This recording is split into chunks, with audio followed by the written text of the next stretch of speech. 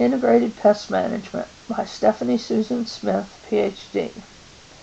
I am a Master Gardener, a member of the Garden Writers Association of America, and an author. I hope you enjoy this presentation on integrated pest management. Integrated pest management is a systems approach that combines preventive techniques, non-chemical pest control methods, and the wise use of pesticides with preferences for products that are least harmful to human health and the environment. There are three pillars of IPM. One is the cultural controls, one is the biological controls, and one is the chemical controls. Your cultural controls consist of planting host plant resistance, in other words, plants that are resistant to diseases that are found in your area. For example, if you plant tomatoes, you want to plant one that's resistant to Phaceolum wilt, if that is in your area. Pest-free propagating material. If you bring plants home from someplace, you want to make sure that you don't have any pests in that plant. You also want to make sure you use sterilized soil and you sterilize your plant containers so that you don't have any pests lurking in them. You want to prepare your site properly so that you don't have any pests from last season or any weeds. And you want to use basic agronomic practices that are best practices so that you give your plants the best possible chance to fight off any kind of pests without your help. Now, biological controls, those are things like lady beetles or lacewing insects. What you want to do is you want to save the good insects by not indiscriminately spraying pesticides. You want to encourage pest predators, and sometimes you may want to introduce pest predators. For instance, if you have a lot of caterpillars, you may want to spray with Bacillus T. That's a spore that infects the caterpillar with the fungus and it kills it.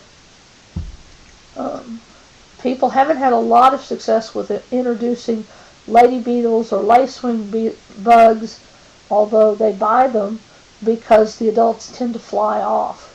So it's better to encourage the pest predators that are already present. Now, the chemical controls, you want to make sure that you don't just spray everything in sight. You want to target the pesticide to the specific pest, and you want to only use chemicals when the level of pest crosses what's called an economic threshold. Mostly that means they are damaging your plants to the point they're not useful. When you do have plants that cross that economic threshold, say your roses are infested with aphids and it's damaging them, you want to use the most effective but least toxic pesticide available for that pest. And you want to only treat the plant that is infested. Whenever you use a pesticide, you have to be careful. The first thing you have to remember is the label is the law.